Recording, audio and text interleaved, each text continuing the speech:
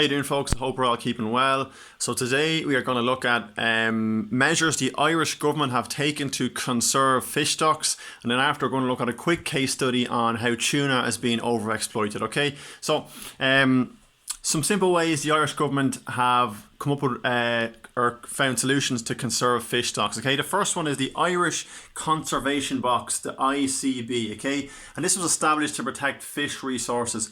Here is a picture of the Irish Conservation Box. So it's literally this blue box around Ireland, and that is an area with lots of fish that are endangered, and you are not allowed fish inside this blue box here.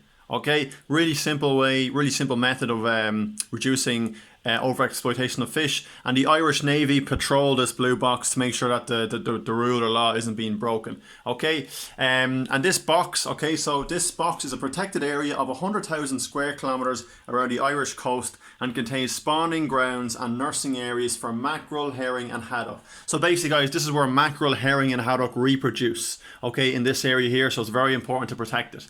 Okay, another measure the Irish government have come up with is a quota, okay? And a quota, guys, is essentially a limit. So quotas limit the amount of fish that can be caught. A quota is the limit, okay? For example, if there's a quota on the amount of chicken fillet rolls you could buy in the canteen and that quota was 5, that would mean you cannot buy more than 5 rolls a day, okay? And it's the same thing happens with fish. You know, there's only so many tons of fish you can catch, okay?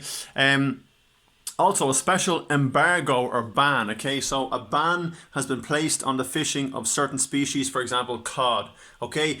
Cod is so popular. You know, we all have barred cod in the chipper, Donegal catch, for example. Cod in a lot of places is banned in Ireland. You cannot fish for cod in Ireland because it is becoming endangered.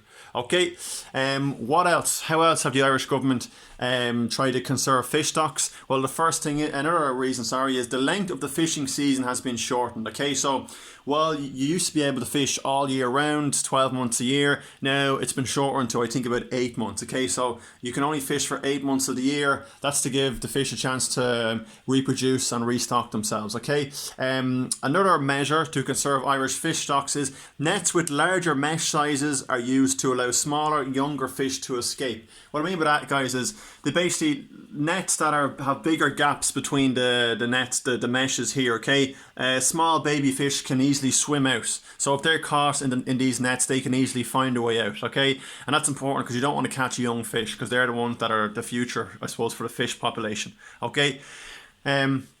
Another special rule is the fishing vessels from countries outside the EU are completely banned from fishing in Irish waters. So while some EU fishermen can come to Ireland, if you're outside the EU, you're not allowed in Irish waters, okay? And you might think, sure, how are we going to stop them? Well, the Irish Navy patrol the Irish coastline and protect our waters from poachers and from fishing vessels from outside the EU. So as you can see, a big scary Navy ship, he's got a gun on the front of it if he needs to use it, and the Navy patrol the Irish coastline and make sure that no illegal fishing takes place by anybody outside the EU. Okay, excellent, guys. So now a quick look at a case study. Okay, and this case study is on tuna. Okay, I'm sure a lot of us here eat tuna every other day. It's very popular for sandwiches in Ireland. Tuna is hugely popular in Japan. In Japan, they eat loads of tuna, in particular in sushi. Okay, so much so that tuna is running out.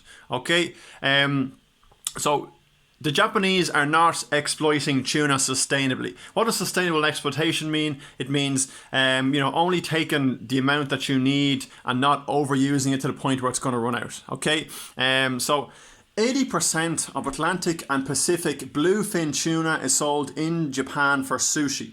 Okay, as a result of this overfishing, stocks of the Atlantic bluefin have declined by 72% since the 1980s. Okay, so that is not sustainable exploitation, that is over-exploitation. Okay, so bluefin tuna in Atlantic and the Pacific has declined by 72% since the 80s, and that's because, guys, it's so popular in Japan. It's a Japanese delicacy. Okay, and not just Japan, around the whole world as well. Okay, so the global demand for tuna is worth 40 billion euro. Okay, so there's a lot of money to be made out of fishing tuna. Okay, so these fishermen here have just caught loads of tuna. They're going to make a lot of money off it. Okay, it's a delicacy. Okay, while most countries and conservation agencies agree that there needs to be limits on how many tuna can be caught, this has not yet happened in a way that will conserve tuna stock. So Unlike Ireland, there hasn't been any proper measures put in place to reduce the amount of tuna being caught, and hence why it's going to be continue to be overexploited. Okay, and again, guys, that's because the demand for it globally is so big. Every country eats tuna, in particular Japan and other Asian countries for sushi. The global demand for tuna is worth 40 billion, so there's a lot of money to be made out of it. Okay, guys, if you go on to the very last slide here, there are some questions to answer. Do not take down notes into your copy, guys. You do not have to do that. Just answer like 5 questions here and send me on a picture of your answers after. Thanks for watching, guys.